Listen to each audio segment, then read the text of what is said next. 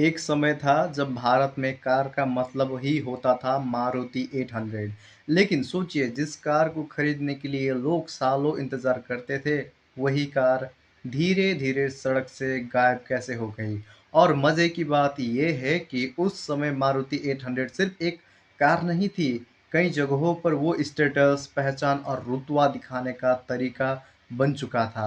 आज अगर कोई नेता फॉर्च्यूनर में घूमे तो कोई हैरान नहीं होता। लेकिन एक समय ऐसा था जब मोहल्ले में किसी के घर मारुति 800 आ जाए तो लोग उसे देखने के लिए बाहर निकल आते थे। कुछ लोग तो सिर्फ जल्दी डिलीवरी पाने के लिए प्रीमियम तक देते थे। वेटिंग इतनी लंबी थी कि कार मिलना ही अपने आप में सबसे सबसे बड़ा उपलब्धि थी। और सिर्फ आम लोग ही नहीं, सरकारी अधिकारी, बड़े व्यापारी और स्थानीय नेता भी मारुति 800 को अपने रुतबे की निशानी मानते थे।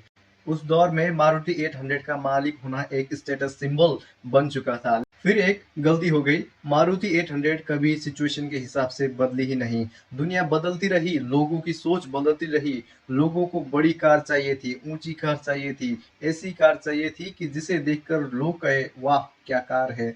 ऐसी कार चाहिए थी। और यहीं से मारुति 800 की डाउनफॉल होने लगी। सबसे बड़ा झटका तब लगा जब मारुति 800 की अल्टो मार्केट में आई। अल्टो कार, अब सोचो, अगर ग्राहक शोरूम में जाए और मारुति 800 से थोड़े ज्यादा पैसे में ज्यादा मॉडर्न कार अल्टो मिल रही है तो वो क्या चुनेंगे, मारुति या अल्टो? अब फिक्स बात है, अल्टो ही खरीदेगा। धीरे धीरे लोग मारुति 800 को छोड़कर अल्टो की तरफ जाने लगे। फिर समय और आगे निकल गया। अब कार की जरूरत कम और स्टेटस ज्यादा बन चुकी थी। जो कार कभी स्टेटस सिंबल बनी थी, वही कार लोगों को छोटी लगने लगी। काफी लोग बड़ी कार इसलिए नहीं खरीद रहे थे क्योंकि जरूरत थी, बल्कि इसलिए खरीद रहे थे क्योंकि समाज में दिखाना था कि वे आगे बढ़ चुके हैं, सबसे आगे बढ़ चुके हैं। इसी तरह की भावना आज भी लोगों की कार पसंद पर असर डालती है। फिर आया पॉल्यूशन का नया रूल। मारुति को समझ आ गया था कि इतनी पुरानी कार को नए नियमों के हिसाब से बदलने में जितना खर्च होगा, उतने में नई कार बेचना ज्यादा आसान होगा। इसलिए 2014 में आखिरी मारुति 800 फैक्ट्री से बाहर निकली और 31 सालों के बाद कहानी खत्म हो गई। लेकिन मेरे हिसाब से मारुति 800 की मौत पॉल्यूशन नियमों से नहीं हुई थी।